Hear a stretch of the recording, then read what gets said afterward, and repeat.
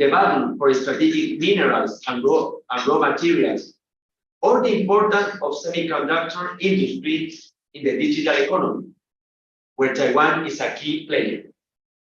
This academic activity seeks to learn more about Taiwan in these areas, and I'm sure that Professor Yang can illustrate to the audience the importance of this issue. Let me introduce Professor Yang. Dr. Mai-Ning Yang is an assistant research fellow at the Taiwan WTO, or World Trade Organization, and Regional Trade Agreement Center, Chuan Institution for Economic Research. His research focuses on the economic statecraft, foreign policy, and computational text analysis with a regional focus on Asia. Before joining the center, he was postdoctoral research at the Hu Fu Center for East Asia Democratic Studies, National Taiwan University, and taught U.S.-China-Taiwan relations at the National Yang Ming Chang University.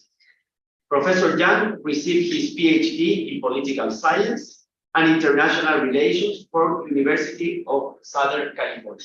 Thank you, Professor Yang. Thank you again, Director Liu, for making possible this academic activity. Professor Yang, the floor is yours. Thank you for the great words. It's my pleasure to be here. Buenos días, me llamo Ming Yang, de Zhonghua Institute of Economy Research in Taiwan. Basically, that's more the Spanish I know. So yeah. Thank you. Yeah. All right. So.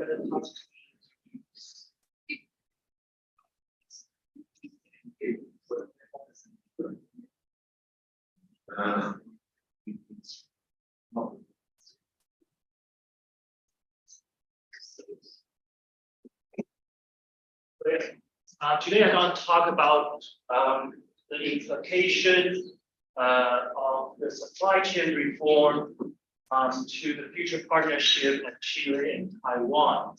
And I think for the past 20 years, most of you are familiar with the tariff rate that's decreasing, right? As this graph shows, for the past 20 years, at least from 1995 to 2005, the tariff rate is decreasing from each major economy. On the other hand, in the intermediate goods, trade of intermediate goods is increasing. It's much more than the final goods. Then most of you know the answer why. We have to go back to the rationale of why these two things happen. The intermediate goods trade increase. On the other hand, the tariff rate decrease. And that all based on a really simple concept, which is comparative advantage. I'm pretty sure most of you, some are scholars, and you understand what is comparative advantage. Just remind you a little bit. Let's make an example. Let's say President Donald Trump is good at being leader of the country and also twittering. Sorry, it's kind of a bad example. I'll use another one. So I will use Elon Musk. Okay. So Elon Musk is good at managing a company. This is for sure. And he likes to Twitter. But okay, to compare with his intern is not good at both, right? Not as good as he is. But because Elon Musk has limited of time, so he has to assign his intern to do the twittering. Okay, so it means that the intern has the comparative advantage in twittering. Okay, because everybody have limited of time. You cannot do both. So this is the concept of the comparative advantage. So for the past 20 years, a lot of advanced countries, let's say the United States, they have to outsource some of the manufacturing to the other country, say Korea, say China.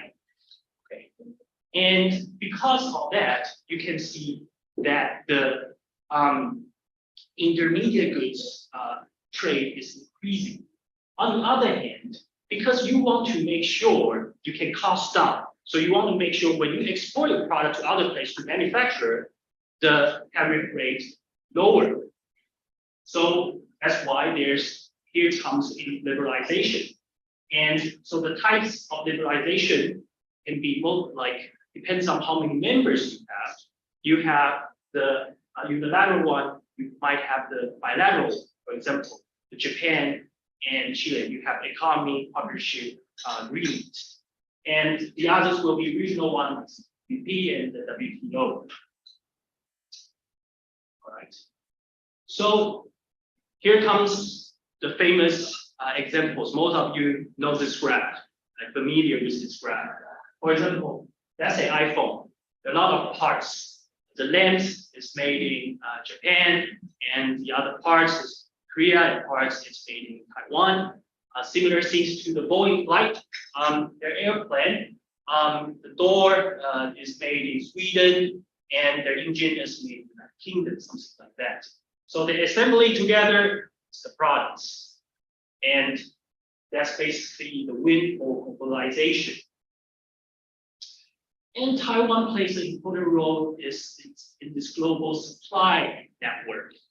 Taiwan is good at manufacturing parts and component, bigger electronic parts and components. That's why for the past 20 years, as you can see for the blue part, is increasing and increasing. That's because that's the ratio of the parts and components in our export is getting more and more.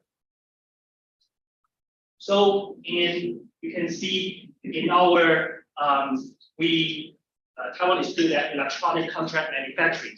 That means that, for example, the United States, they want to outsource the chips making. Most of you know the semiconductor, we have good semiconductor. So just outsource the semiconductor to Taiwan, and we made it, and we export back to the United States. And so basically Taiwan, all the top 10 electronic contract manufacturer in the world, Taiwan covers 7 of them. The first one, Hong High Precision, they have another name, which is Foxconn.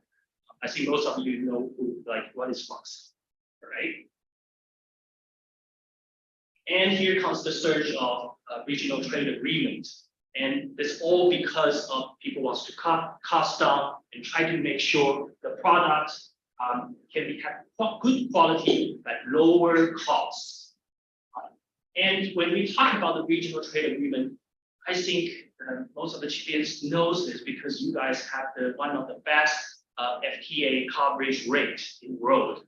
And so the regional economy integration from trade issue to investment and deeper and deeper and have to go into policy coordination, like regulation, something like that. That's why we have CPTPP. CPTPP is TPP 11 when you guys talk about that. So the factors for choosing FTA partners, they have a lot, including the foreign policy, the reason, and another will be the economic policy for sure. But sometimes you have to care about your domestic politics too. So I think because they are IR scholars and comparative politics scholars here, you all know familiar with the open economy politics. That means that sometimes when you liberalize your country, you want to make sure there's a winners and losers. You want to make sure the losers still can benefit, at least cover and have some leg up for them, try to make sure everything is okay for the FTAs. All right. So that's the a lot of agreements, but things getting a little bit different after 2016. We all know that after 2016 and 2017, the trade war began in the United States and China, and that the kind of the struggle between them made them not only the partner, strategic partner for the United States, and let me put it a different way, the Western world and China, But on the other hand, they became competitors, became the strategic competitors for Western countries and China, right? And so most of the country begins to talk about the at least 2 to 3 topics. The first one is talk about supply chain resilience. I think during the era of pandemic, most of you during the time of the pandemic, a lot of countries become aware of what the supply chain resilience. A lot of countries suddenly understand semiconductor or the chips is an important thing, because without that, because the lack of semiconductors and chips, you cannot make a car, you cannot make a computer, but also even your microwave cannot work because you also need chips inside, right?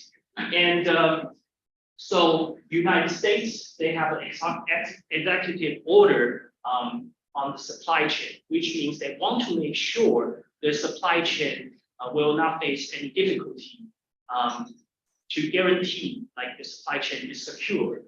Okay, and European unions, they also have similar strategy, which is on dependency and capacity. Another issue, of course, is economy security.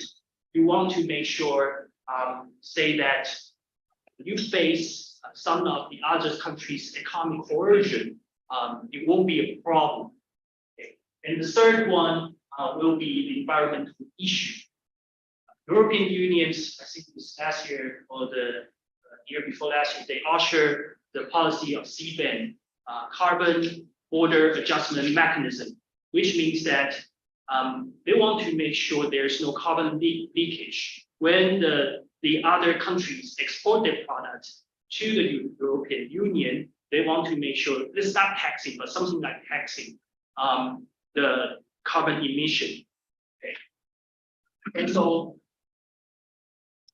supply chain resilience, economic security, and the environmental issue.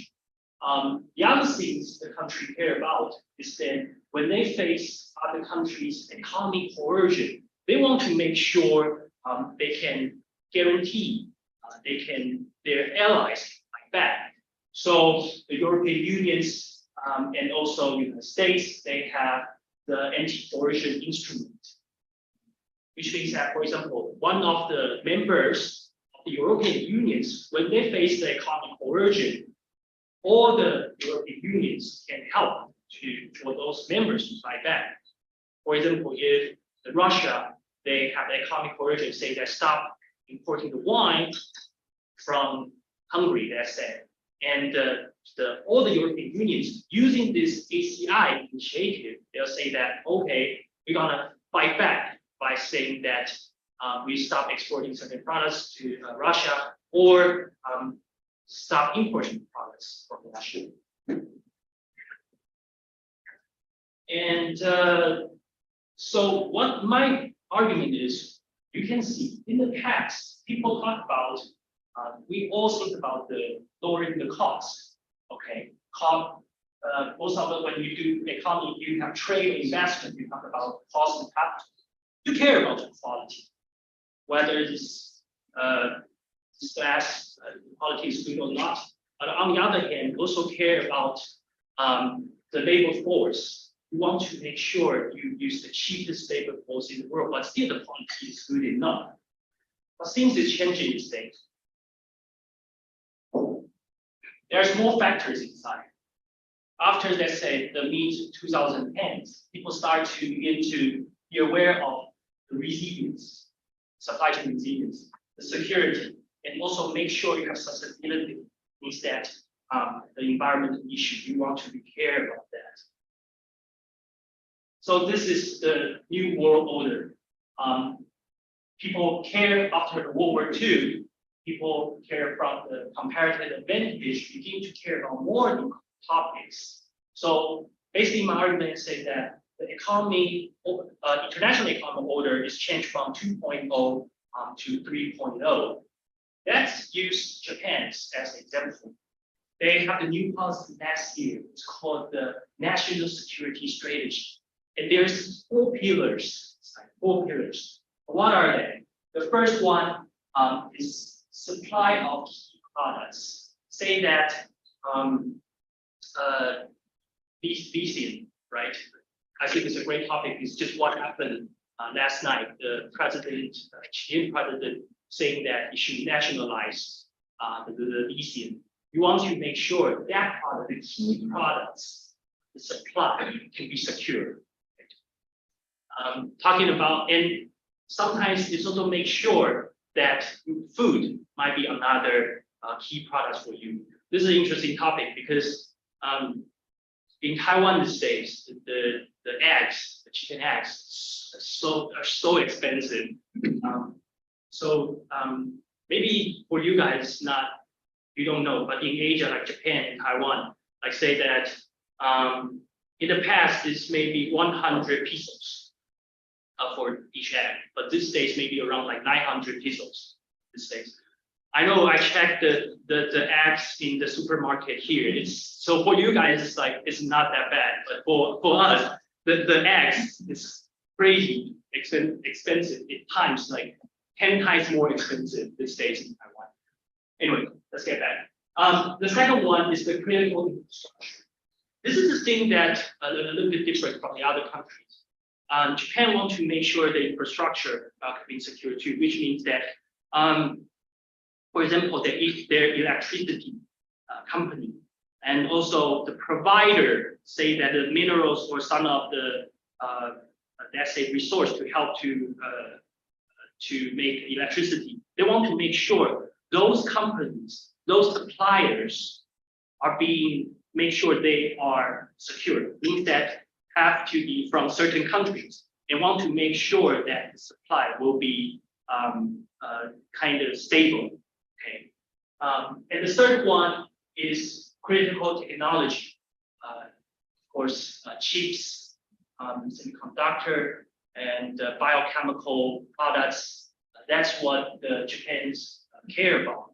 It's making sure these products is made in Japan from airlines. And the third one is the patent system, which means that no disclosure means that when some of the, let's say, the military products made in Japan, they want to make sure that the patent will not disclose to kind of make it secret, right? So basically, you can see Japan is an example that the trade, international economic order is changing a little bit. People begin to be, a lot of countries being aware of their national security. And that makes sense. So what does that mean for Chile and Taiwan when we face this kind of new order? What I will say is basically, one part of it is of course still the old part, the trade negotiation, right? And the other part about the economic network, and that part can cover a little bit more about the new topic world. Say that the environmental issue. I think Chileans really care about this issue these days, and also supply chain resilience. How can you make sure the supply chain have resilience? And because you need to diversify your target of export. If you over-rely on certain places of the country, your national security may be a little bit being affected. Right? And another part, of course, is still the trade negotiation. And I think using CPTPP for Chile and Taiwan to cooperate might be a good idea. And you might ask, why do we move Taiwan to join the why do we have to cooperate with Taiwan? And the first thing I think is about the agriculture. This is about trade in Taiwan, basically trade between Taiwan and Chile, and the number is actually decreasing, and the ratio is increasing. The only going a little bit up because of 2021 things is abnormal because that's during the pandemic, suddenly people need a lot of electricity. So I mean, not electronics, sorry. And that's why Taiwan exported a lot of electronics to Chile. On the other hand, Chile exported a lot of copper during that time. But other than that, most of the time, like the two places, the economies, they face the trade relations. Right. And for Chile, your FTA coverage rate is quite high, it's 94%, but there's still 6%, maybe need a little bit to Taiwan is part of the 6%. Basically, you can cover a little bit more if it's a trade agreement with Taiwan. And for agriculture, this is the top 10 the Chileans export to Taiwan, top 10 products. And using Apple as an example, okay, Apple, you face the Chile's product is 20% of the tariff rate, okay. But New Zealand, they have a trade agreement with Taiwan, so they face only 0%. So you can see that the products from the New Zealand, they are much more competitive. That's why the New Zealand products for the past 10 years, they increased for 70%. They increased 70%. Okay. 10%, almost 13%, increased 13% each year. And so for the apples and a lot of other products, I think there's a great room for Chilean products to be successful in Taiwan. And all they need is just one trade agreement. And the other issue is, sorry, I mean, oh, it's good. It's good. Okay. The other issue will be of course, I mentioned about the zero carbon emission policy because Chile has you're targeting 2015 to have zero emission, and the same thing in Taiwan. And we all care about electricity vehicles. So that's the second part. I think we can discuss a little bit more because that's what also CPTPP kind of stress on. And the third one is, of course, Taiwan is good at electronics and information technology. And I think, and that's also one of the key in CPTPP. And I think, and also investment. If we right now, for you like a lot of people ask us, like, why don't Taiwan invest in Chile? Okay, this is the first. I think the most one of the things is we don't know a lot of companies. They want to make sure their investment is secure. And for CPTPP, that's they have some of the protection for the investment. And I think if Taiwan can join CPTPP, I think that's the part. Actually, we can invest more in Chile about the information technology and make this kind of the hub for South America. Okay. And also, I think these days Taiwan is making a lot of effort to our legislation action. We made a lot of because we know the CPTPP is a high standard agreement. Okay. So we these days, at least for the past 5 to 6 years, we have made a lot of legislation to make sure from you can name it from the Copyright Act to Fishery Act, we try to make sure our standard can be kind of more similar to what's required by CPTPP.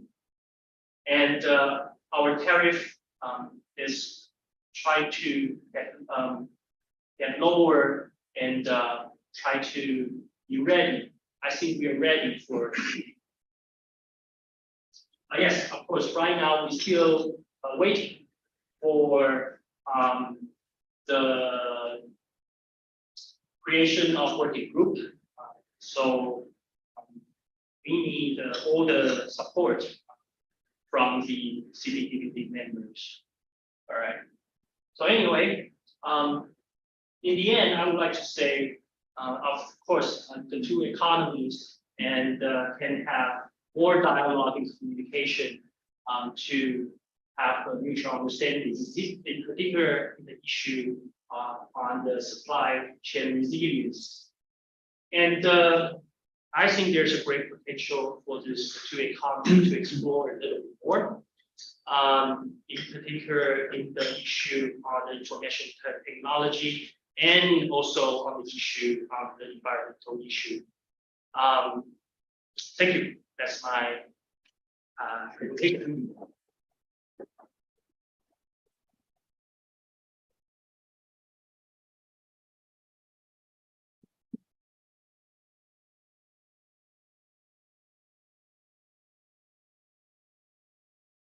Thank you very much, Dr. Yang, for your overview of the opportunities between Chile and Taiwan and your reflections on trade and globalization in general. I'm going to pass the floor for the audience if you have questions, comments based on the presentation. And I wanted to mention that in this audience there is the delegation from Taiwan. Also, we have some associate research from the Center for International Studies.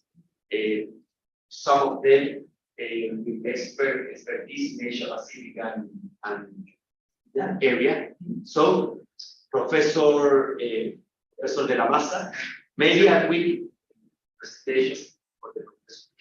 Thank you for the professor title. I am a former admiral of the Navy and former undersecretary for defense. I had the opportunity last year to work with Taiwanese people in Harvard. Jason Wu was a former MP. We talk a lot about the issues of Taiwan and China. And on that sense, you mentioned the coercion part of the equation of free trade. It's not flat. Have you seen PRC coercion on this type of agreements between countries like Chile and Taiwan? Do you see the PRC working to coerce, in this case, Chile, not to advance in that sort of treatments like you mentioned? Maybe we're going to group 3 questions. Next one. Hello, good morning. You mentioned Taiwan-Chile trade. It's not very intense and is in fact decreasing. Do you think that the reason for that is just the lack of an FTA, or are there other factors at play? Third one. 谢谢你老师，我爱台湾。When I was living in Taiwan many years, so I know Taiwan, I know the culture, I know how the products in Chile is entire, not just apple, but also by blueberry too. Yeah, we have a lot of blueberry in Taiwan from Chile. So you mentioned just focusing the TPP, but we already have APEC. What about APEC? First, right? First, and second, you mentioned, and thank you to mention, Chilean hub in Taiwan. I am so proud of that because of the biggest company in Taiwan from microchip, right? Like DMCS, right? So I hear about they open a new branch in Germany, right? They are processing that. So here in South America, you have focus on Chile because everything we consider Chile like a big country, a central country, even though we are in South of America, we consider Chile in other countries like Latin America to produce for another country. So I suggest to put the people, that company, create a new branch here in South America. Professor Jack, I'm going to add to what Peter's question. What is the investment strategy of Taiwan in Latin America? investments linked with the certifications. So yeah, okay, I'm gonna answer the question one by one. In the first one, talking about the economic coercion on the Taiwan and Chile. I don't, at least from my understanding, there's no case this till now for the China to coerce Chile. Taiwan, of course, we're kind of familiar with that for the past 5 and 6 years. And for example, the tourism, we are stopped tourism to because I think it's after the President Tsai was elected in 2016, and the tourism just stopped coming to Taiwan from China. And of course, these days, for the past 2 years, there are certain products say that the salted fish and also pineapple begin to target from not being able to export to China these days. So that's kind of a big line for us. And I think one of the reasons Chile doesn't face that because it's kind of far away. Yeah. And yeah, so at least for now, there's no case for that. Yeah. But still the thing is Chile diversification is important. That's all I can say. Yeah, but next question. And the increasing, the second one about the whether the trade is not because of there's without FTA, then that's the reason for Chile and Taiwan the trade is decreasing. My guess is somewhat that's the case. Yeah, because originally there's not a lot of trade between the two places, and to be honest, still a little bit far from Taiwan. And without trade agreement, sometimes Taiwan will feel that at least for a lot of exporter or importer, they don't feel secure. Yeah, and so with this EPP, that's well definitely will be helpful. And that's the case of New Zealand. That's really good. Yeah. So I think it will make a great difference. For the second question. And for the third question, I still think PPP and the APEC are different in the trade or trade tariff, lower the tariff, trade liberalization, and also PPP is much more standard agreements. So I think yeah, it's quite different from APEC. That's why we headed voting to join the. And for the last one about the investment strategy for Taiwan in Latin America, all I know is sorry, I'm not specialized in Latin America, so maybe like my other colleagues can answer that question. But from my understanding, most of the kind of trade relations sometimes stress on the country, at least we have diplomatic relations, well, now and in the past. And that's the kind of the countries we stress on. But for the investment strategy for Taiwan and Latin America, is there any colleague can answer that?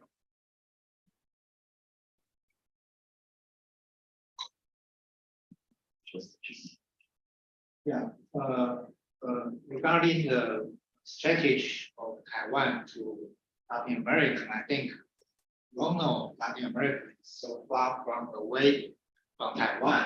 This is the truth. But I think there are so many things we can. So we are preparing the investment side. For example, studying factories, trying to have more economic presence in Chile, not from the political view, from the investments. That was my question for Christina. Investment. Yes. Trade and investment. Professor Oppinger asked about trade. My question is about investment, not the political. Yeah. Of course. I know that. Yeah. But investment is very important for Taiwan. And also, Taiwan is heavily depend on trade because Taiwan is so small. Taiwan's population is similar to Chile because only 20 million about around. Yeah. So we have the same situation. But I think there are so many, just Professor Yang said that, comparative advantage if we cooperate with Chile. Yeah. For example, I'm so impressed with Chile infrastructure on the internet or online pay is so convenient in Chile. And Taiwan is so good at the information technology, Professor Yang just mentioned. But I think we are just developed so many areas, what we call smart cities, smart medical, smart communications, smart anything. So I think Chile has a very good condition, okay, has very good infrastructure. So Taiwan can cooperate, Taiwan can help. So this is the first thing I want to add. The second thing is regarding the New Zealand story about the FTA between Taiwan and New Zealand. Of course, Taiwan and New Zealand signed an agreement, free trade agreement, not only lower tariff on the goods, but also the communication between Taiwan and New Zealand more frequently since we signed the free trade agreement. For example, we search for the technology cooperation between Taiwan and New Zealand. We have indigenous issues discussing between Taiwan and New Zealand. We are so many similar, so many things we can discuss. So I think the same story can happen in New Zealand. Professor Yang just mentioned, New Zealand free trade coverage is almost more than 90, but less Taiwan. Taiwan is a very good partner. We can cooperate with any country. Taiwan don't compete with any country, but Taiwan only cooperate. Taiwan only to be friend of other country. Because Taiwan has so many, what we say, small and medium enterprises. Yeah, we have no very big company. Even you just mentioned about TSMC. TSMC is very, what we say, very large company. But there are so many small enterprise support TSMC. So in Taiwan, we are very complete supply chain, industry supply chain to support some important industry. I think this is one point Taiwan can help. So if Taiwan can join the CPTPP, that will cover the Chile's gap and how the free trade coverage only little. Taiwan is not small. Taiwan is a small island, but Taiwan's technology, Taiwan's help is very great. I think there are very great potential between cooperation between Taiwan. If we can join them. Talking about the Taiwan discussions, if we join this, we are the number 4 economies. Yes. Or rank number 4 is fifth, sorry. Or fifth is the largest economy. But go back to the question of the investment. What I remember is we have the investment, trying to invest in Mexico, which we are kind of welcomed by the Mexican government of the States. Yeah. So yeah, I see the States, and to invest in Mexico is the reason is obvious because it's close to the United States. But in Latin America, I think there is still a huge potential. I think the reason still, as you know, that it's a little bit far away, and this days we need something that is more like each country they are separating, having the investment. But right now, I don't know the whole investment strategy, but it might be only focused on the countries we have the diplomatic relations and some of the major countries in the north, which is close to the United States. That's just my guess. Thank you, Professor. Any more questions? Professor Jaramillo from Law School. Thank you very much. I'd like to ask you about the diplomatic relationship with countries. As you know, some countries now are living for the People's Republic of China. And that's something that, as you said, for investment, you are looking for countries with a diplomatic relationship, like Paraguay, like Guatemala. I tell you that why don't you go to other regional arrangements, like, for instance, like the American Organization of States, for instance, or well, as I tell you, the American Organization of States, which is in DC, the main office. There you can talk with different Latin American countries, and maybe you can join those organizations, Latin American organizations, and many countries maybe would allow that. I don't know what do you think about that, and with that you can come with investments here in Latin America. Thank you, Professor Jaramillo. Any more questions? We are grouping three.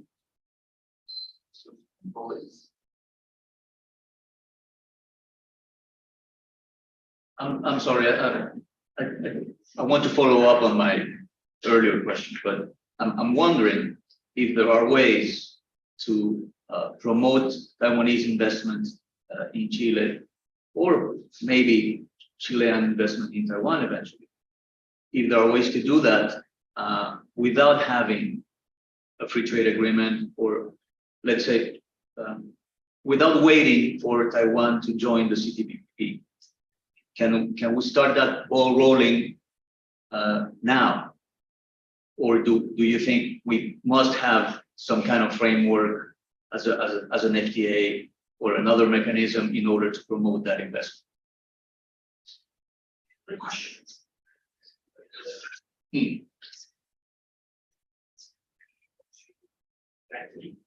Any more? Just go to. Sorry. I can answer this question. I think, of course, cooperation we can right now. We can right now to cooperate with Chile right now. But at the same time, we can discuss about since Taiwan to join the CPTPP. Sure, because more we do between Taiwan and Chile, more benefits to each other. First thing, I think. Second thing, there are so many areas. I have some another because thanks for the presentation. The only delegation from Taiwan these days, we have very impressive and in Chile. So the gentleman about the lithium, the policy right now, the Chile the new policy, and Taiwan is developed the electrical vehicle. Taiwan has so many industry good at this because Taiwan is good at information technology that apply to the electrical vehicle that will be great. So we cooperate with Tesla. Almost 14, 20 parts of Tesla come from Taiwan, and you will know motor, some magnets, electrical part from Taiwan, in Mexico. Tesla just announced their business in Mexico. So many, the follow on many companies decide to invest in Mexico because of the cooperation. I think there are so great image space between Taiwan and Chile in the near future. Thank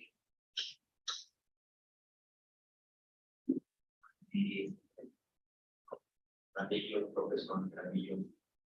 I think the first question is not going to allow to the very recommendation yet. Well, this still still about, I guess, still about the back. It's just not we don't want to, but there's obstacles, big obstacle from that. And I'm pretty sure the China will block that issue if we try to do that. But just talking about economy, just one country by one country, one economy by one economy, might be, at least in Taiwan, might not be the credible way to do that. Yeah.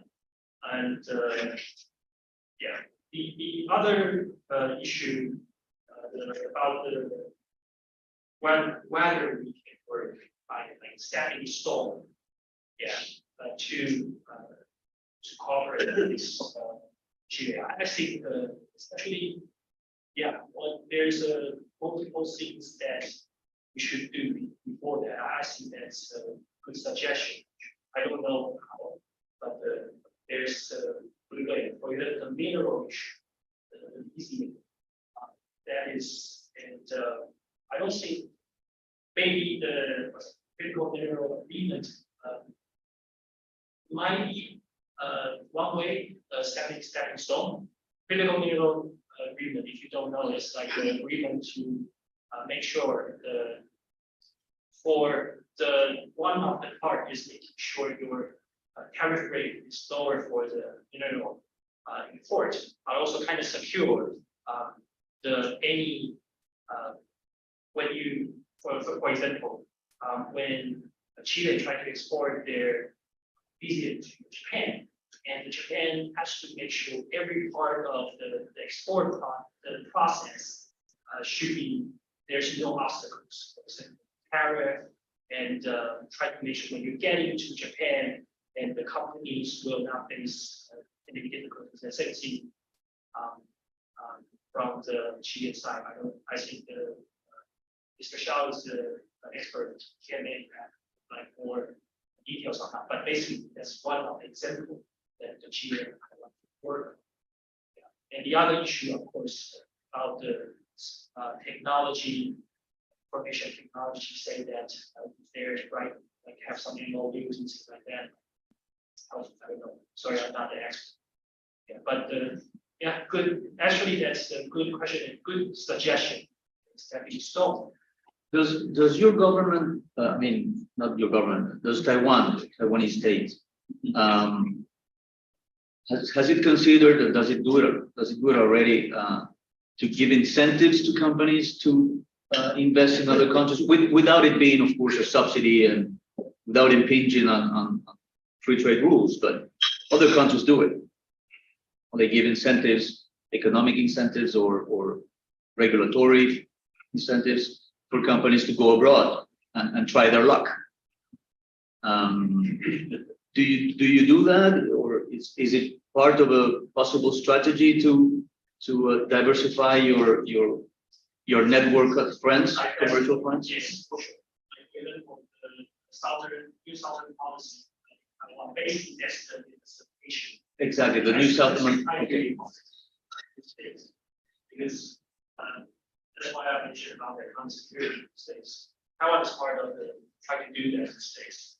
We try to diversify our products because we face the difficulties, the coercion. We know.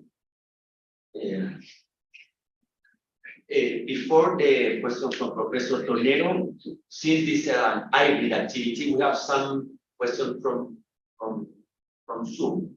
And Rodrigo Tuber asked the following: what is the chance that the results of next year's national elections in Taiwan may have an impact on foreign investment in the semiconductor supply chains itself? So we are gonna group some questions. So the first one, Professor Toledo. Thank you. Okay. I think my question is related to what just like Maxim mentioned before. And I would like to understand like what's actually driving the main driver of Taiwanese investment overseas. It's being driven by the government itself, like by governmental policy, by saying like we have to focus on certain countries in Asia, certain sectors in which we may have a competitive advantage or in our organization, or is mainly driven by private companies. you've been focusing on like why we in Latin America, we basically don't have like a huge investment, mainly focusing like the government's approach. I think like considering that you have like very strong private companies, why not think about like where to focus on certain sectors and companies that can drive the investment itself?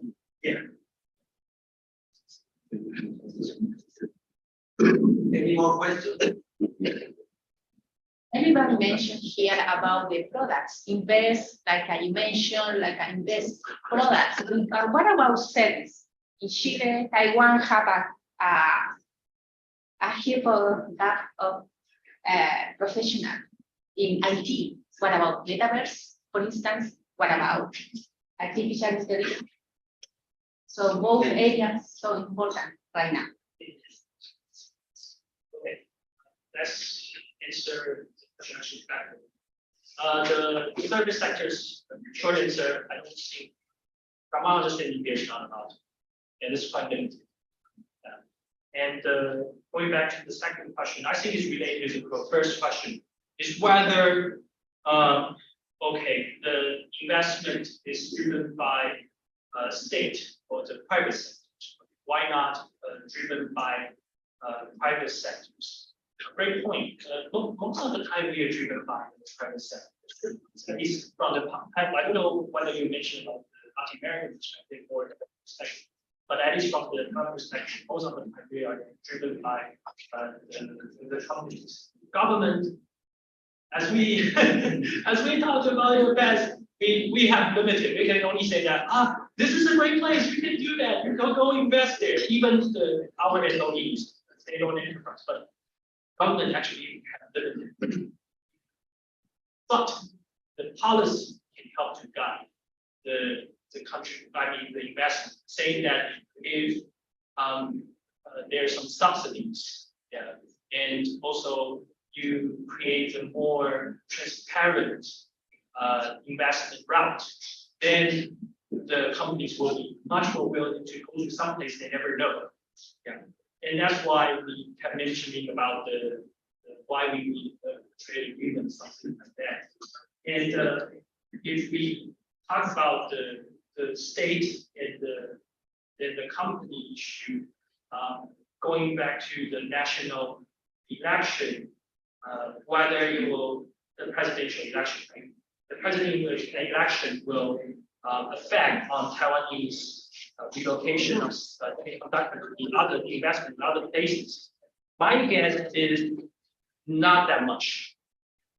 And if you don't know about the Taiwanese politics, I still have to talk a little bit about politics. In Taiwan, there's a pen green and pen blue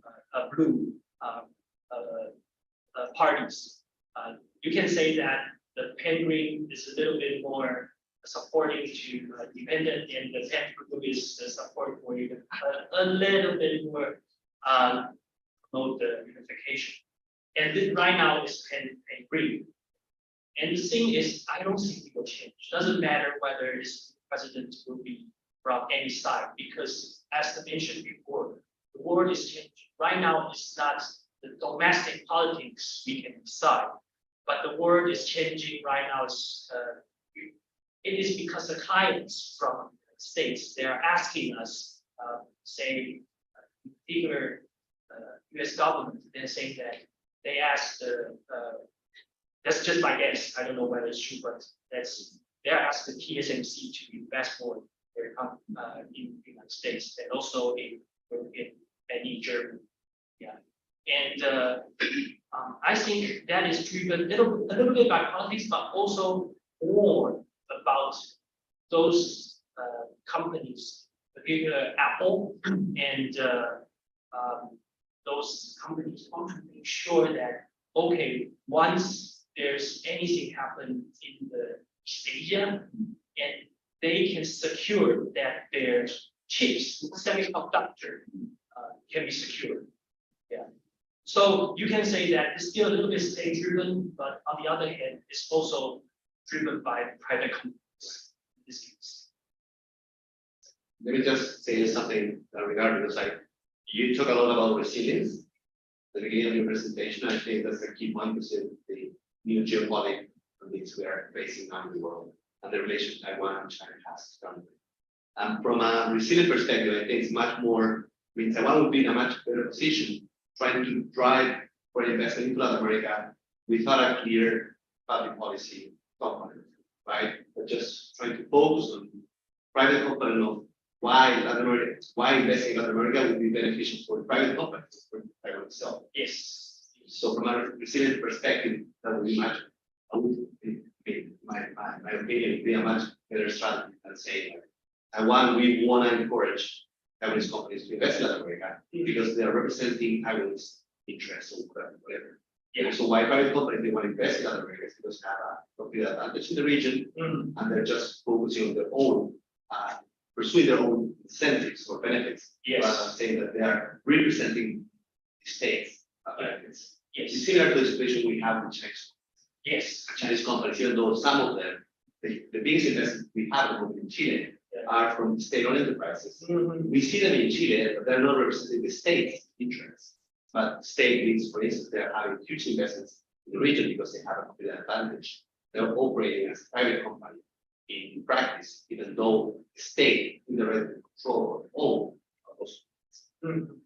For example, the ECN, I think will be one of the intriguing maybe industry for Taiwan to invest. Yeah, great point. I think to create a more, let's say, money-driven, or will be also really helpful for the Taiwanese companies to invest. Sure, and I personally expect, I mean, the trade relation you guys have in China, the investment presence you have in China is huge, even though the political relations is very complex, right? Yeah. So, I think something is like, if that trade would be money-driven or market-driven or not politically driven, Yeah. I expect myself a less interference from China in relation to that investment, even though they may come from, or they may target very strategic sectors such as like TMT or the like.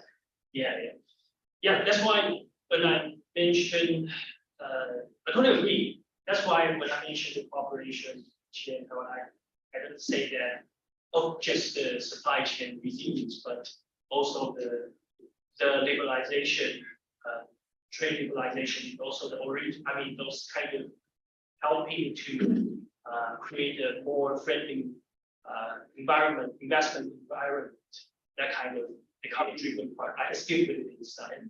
Yeah. So just like one final point is like, because if you expect to have like a strong interaction, there's trade, science, investment with Chile, and if you're expecting to have like a very formal or government G2G kind of framework for our country, it's very complex for obvious reasons, right? Yeah. Thank you. Any more questions, comments? We are just, Sorry, just one more. okay. I apologize to everybody. I'm a journalist, so basically all I do is ask questions. Just one last question. There's a lot of talk about decoupling between the Chinese and the United States economy. What are your thoughts on that? Do you think it's a realistic possibility that those economies can decouple from each other? And if so, what does it mean for Taiwan, you think? I think it's just, okay, that's personal view. I think it's just partial decoupling. You cannot decouple, just talking about United States and China, they're still quite rely on each other. So just part of it, that's why I have mentioned you the other resilient supply chain. They are just parts, but countries still have to care about such part of the national. China care about that too. It has. We always do that to make sure secure part of their what they say it's critical to critical industry countries. They're quite protective. Yeah. So I think it's just people being kind of learn from that and say that we have to do the same thing. Yeah. So, but being realistic, it's not saying that totally decouple from each other. That's not in the United States either. From my observation, Europeans say that about environmental issues can United States cannot work without China on this issue. And that's why Taiwan, even though it's stressed on economy issue and economic cooperation, it doesn't matter. It's about like still a lot of things about politics, but still we need to talk about the economy on that part. Decoupling, I don't think it's realistic, to be honest. Is that good for Taiwan? Does it work in favor of Taiwan? The fact that they cannot really decouple? Pros and cons. But to a certain extent, some of the investment in China, we invest a lot in China. And we kind of, a lot of Chinese companies effect on this new, like decoupling. Some of the Chinese companies actually based on issues, but on the other hand, of course, we can say that good for us to such an extent. Suddenly, everyone understand like how we feel. Yes. Can I add something? Please, yeah. In Taiwan, most all the private enterprise design their investment by themselves. So Taiwan government cannot force TSMC invest, US invest in Japan. We cannot do that. But we can offer fair environment for Taiwanese enterprise. That's why we need CPTPP. For CPTPP offer Taiwanese enterprise fair environment, fair investment environment in CPTPP share. So that's why I want to emphasize. First, second, I want to do some effort. Just, Professor Yang just mentioned about Southbound policy. That is Taiwan focused on Southeast country. But again, Taiwan cannot force our enterprise to invest in these countries. But Taiwan do effort to have investment agreement with these countries to offer fair and transparent environment for our Taiwanese country. So I think it's again cooperation or agreements of G2G between Taiwan and Chile is very important for Taiwanese country to invest in Chile. Thanks. The third is I just have to think about Chile is good at agriculture also. Taiwan have now recently we developed what we call smart agriculture. We use ICT to increase our agricultural production. We use rapid flow to do anything for our agriculture.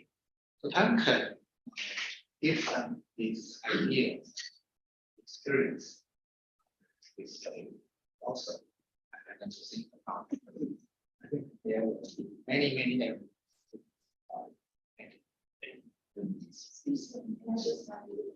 I'd like to go back to your very first question about the economic evolution.